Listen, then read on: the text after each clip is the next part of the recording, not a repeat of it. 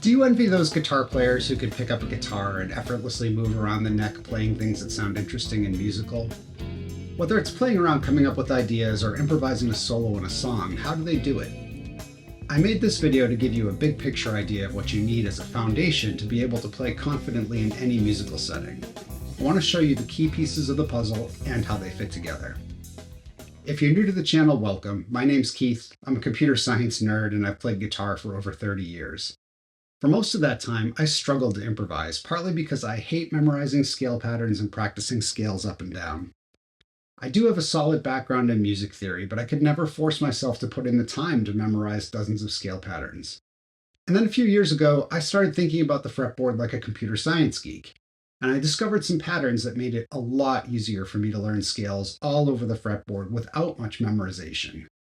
And once I had a decent idea of what notes would sound good, I finally started making progress as an improviser. Fret science is my way of sharing what I've discovered about how to do that with you.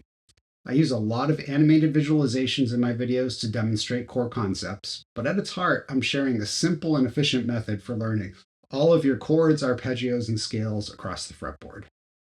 I want to use this video to show you how 10 of my other videos connect together. So if you're new to the channel, you got here right on time. Please hit that subscribe button and ring the bell so you'll be notified when there's new fret science content. And whether you're new to the channel or not, I wrote a short ebook that goes along with this video, and you can get a copy for free by visiting fretscience.com or my PDF store, which is linked in the video description. So let's talk about the big picture. How do advanced guitarists think about the fretboard, and how can we get there ourselves? Let's start by talking a little bit about what happens when we make music. If we're creating a melody, a sequence of notes, at any moment, ignoring octaves, there are only 12 possible notes you can play. At that moment, some of them will sound a lot better than others. Some will fit in so well they can end up sounding boring, and others will clash so hard that many listeners will hear them as a mistake. In between those extremes, you'll often hear musicians talk about different notes as having different colors. That's where we want to get to, where we can have a pretty good idea of what any given note will sound like before we even play it. Wouldn't it be great if you could look at the area around your fingers and see the available notes as a palette of possibilities, that you could predict how each note would sound against the current chord, and you could use those choices to paint a musical picture that captures what you want to say? A good improviser is always aware of what chord or harmonic context they're currently playing over. And over any given chord, the 12 notes of the chromatic scale fall into several categories. I think of them as concentric circles, like a target. At the center is the root of the current chord, which is the most fundamental note. Then there are the other notes that make up the chord itself. Typically, there are 2 or 3 of those. Then there's often a pentatonic scale that closely fits the chord, which gives you another 1 or 2 notes. And that pentatonic scale usually fits inside a 7-note scale that matches the harmony of the song. In diatonic harmony, that would be one of the major scale modes. And then there are chromatic notes. There are usually 5 of those. My goal with fret science is to get you to the point where when you look at the fretboard, the roots light up like beacons, and you can effortlessly see how the appropriate triads and pentatonic scales connect them like roadways, and then to be able to layer the color notes of the modes on top of that. If we were to color code the notes on the fretboard using the categories we just talked about, we're sort of getting in the ballpark of what we're looking for. So if that's the goal, how do we get there? Well, the traditional way is to spend hundreds of hours learning dozens of scales and arpeggio patterns until you've got them down cold, and then spend thousands of hours playing music until your brain and ears mostly sort things out on their own. I don't know about you, but I don't have that kind of time. It might work well if you're a teenager or you're in music school, but I've got a full-time job and a family, so I'm lucky if I can squeeze in a few short practice sessions in any given week. Instead of looking at complete scale patterns, my approach is to identify smaller building blocks and the rules for putting them together. So instead of learning 5 pentatonic shapes, learn 2 smaller building blocks and how they connect. Instead of separately learning 35 scale shapes to master the 7 major scale modes all over the fretboard, learn how to add 2 notes to the pentatonic building blocks you already know.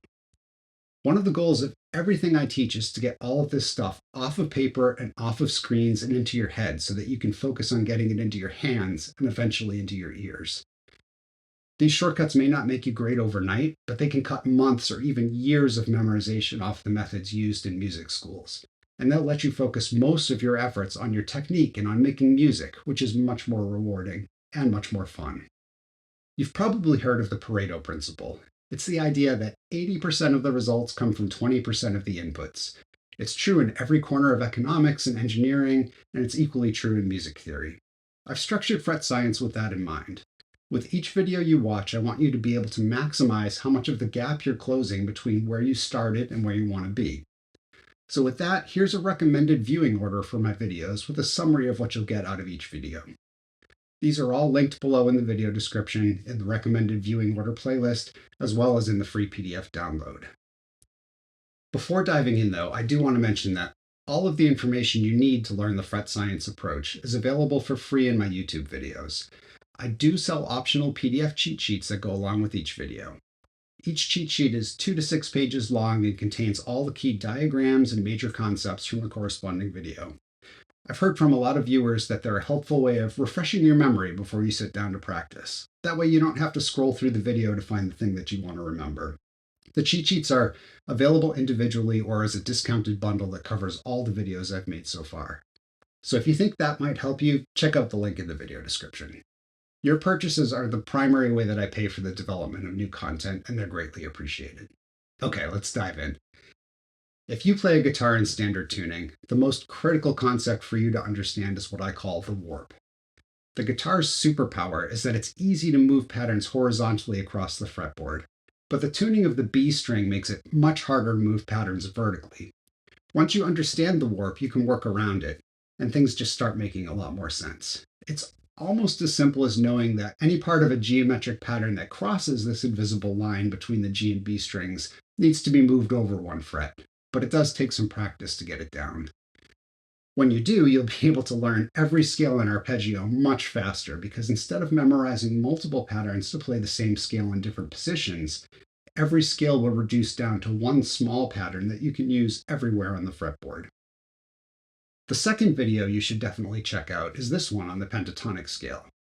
The pentatonic scale is the bedrock of improvisation, especially in blues and rock music. I break it down into two simple shapes on the fretboard that I call the rectangle and the stack. Every one of the 5 standard pentatonic shapes is made up of rectangles and stacks lined up vertically. It can be a little hard to see until you understand the warp from the previous video. These two shapes also make it easy to connect the patterns horizontally so you can move up and down the fretboard easily. Major and minor pentatonic scales are closely related. They contain the same notes, and you'll use the exact same geometric shapes to play them. But the root notes are in different locations, and it's essential to know where those roots are inside each shape. It's also worth knowing that there's a complete major triad sitting inside the major pentatonic scale, and there's a whole minor 7th chord sitting inside the minor pentatonic scale. Knowing where those notes are in the patterns can be really helpful for improvising. You may already know the 5 standard pentatonic scale shapes, but it's worth learning this way of looking at them because of what's coming up in a minute or so stick around for that. Now, if you want to play freely all over the fretboard, eventually you're going to need to learn the names of all the notes. This third video explains why that's valuable, shows you how to find the note names as you move horizontally, vertically, and diagonally, and then gives you 4 ways to work fretboard memorization into your practice routine while you're practicing other things. As I point out in the video, you don't need to memorize the whole fretboard right away, but you should get started. You'll thank me later. Now, this 4th video could be considered optional, but I definitely think it's worth your time. Intervals are the building blocks of melodies and harmonies, and they're the fundamental way that musicians measure distances between notes. As you learn to improvise, it becomes more and more important to know the musical function of each note inside a chord or scale. In this video, I'll show you a simple method for identifying any interval in any scale or chord anywhere on the fretboard. This method is unique to fret science. You won't find it anywhere else. Okay. Guitar players talk a lot about the major scale modes, but few of us actually understand how they work. In this short 5th video, I explain how the 7 modes are derived from the major scale. Then I reorder them into the more practical brightness ordering, which makes it much easier to see how they relate to each other both on the fretboard and in music. One key insight from this is that the major pentatonic scale is embedded inside 3 of the modes, and the minor pentatonic scale is embedded inside 3 others. And that leads us to my biggest breakthrough in understanding the fretboard, and what I think is probably my most significant contribution to guitar theory. In this sixth video, I demonstrate a way to recreate the modes just by adding 2 notes to the pentatonic rectangle and 2 notes to the stack, both in simple, easy to remember patterns. This makes it incredibly easy to remember the scale patterns for the modes, and it also gives us a foundation for the buckets of notes that I talked about earlier. Remember how I broke things down into the root, the chord tones, the pentatonic scale, the modal color notes, and the chromatic notes? Well, if we start with the root and attach a rectangular stack to it, we get the pentatonic notes. As we saw earlier, we can easily remember where the chord tones are inside the pentatonic scale, at least for the major and minor triads. And then the 2 notes that we add in are the color notes that make the scale sound like a particular mode. Anything that's left over is a chromatic note.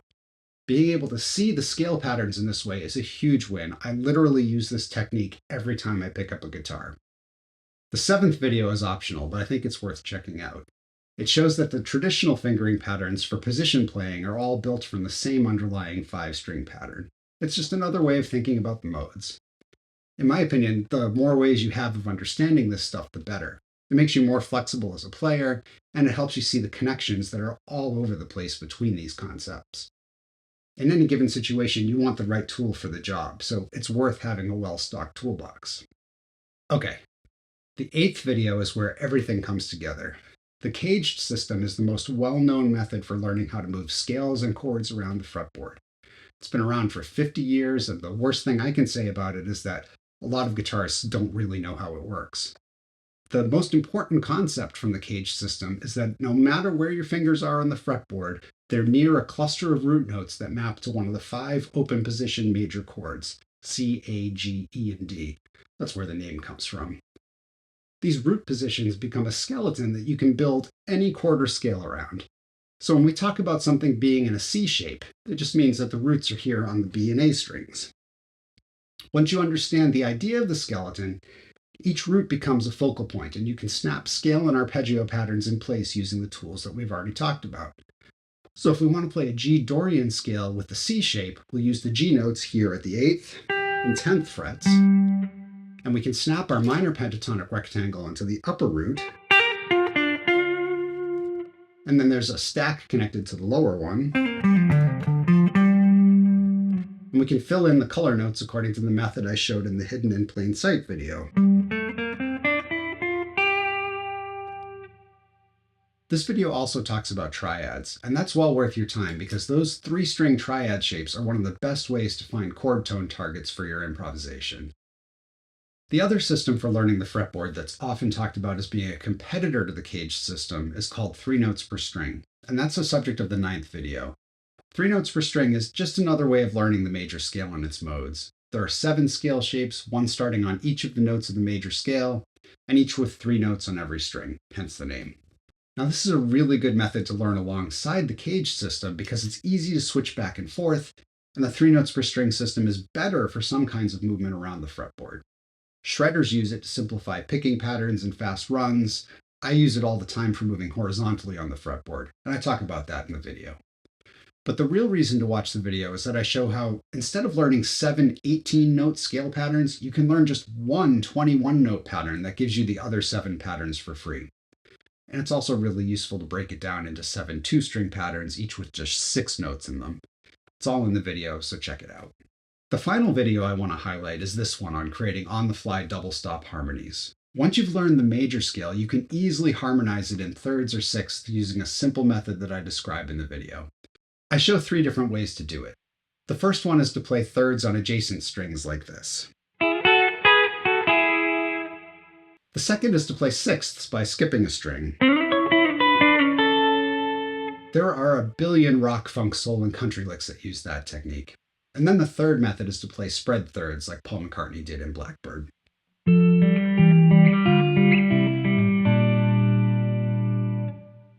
I love the content in this video because it unlocks insane levels of creativity. Now, one criticism I've heard about the methods that I describe in my videos is that there are too many steps, that there's no way you could think about all these things while playing guitar at the same time. And there's an element of truth to that argument, but it also completely misses the point.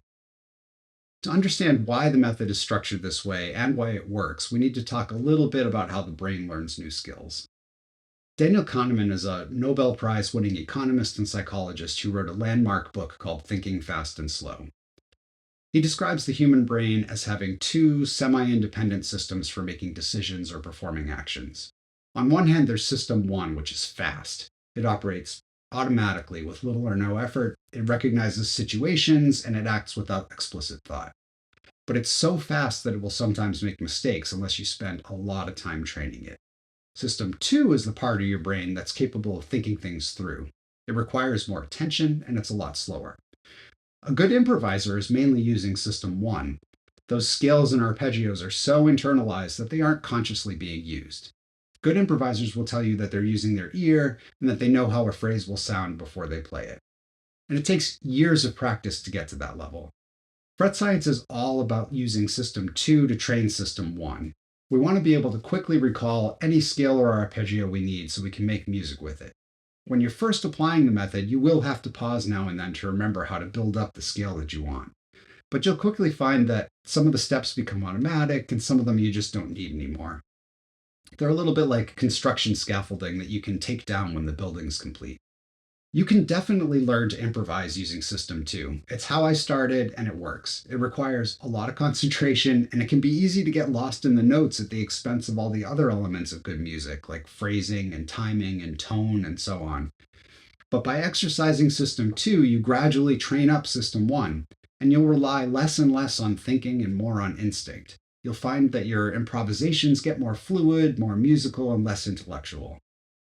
Fret science is designed so that you can learn the building blocks and the rules for everything in just a few hours. And then once it's in your head, that's where the magic begins. You'll use your head to train your hands. Instead of referring to scale diagrams on paper and explicitly running through them over and over again to memorize them, the very act of reconstructing the scale from building blocks is what trains your brain to learn those scales and remember them. And most importantly, you can do this anytime you're learning or playing real music. Recognizing these patterns in the songs and solos that you're learning is half the battle to being able to use them in your own music. And as you're training your hands, you're always listening. And by being aware of the intervals inside the scale shapes, you're training your ear to know what each interval sounds like in each harmonic context. You're basically giving your ear extra information that helps it know what to pay attention to. You'll quickly find yourself targeting the third of the chord when you want to emphasize the harmony, or the second when you want just the tiniest bit of tension, and so on. If there's a shortcut to training your ears, it's building that constant awareness of how the notes you're playing relate to the underlying harmony. And I truly believe this method is the fastest way to bootstrap that process.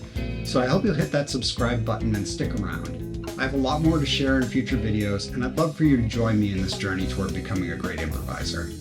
See you next time.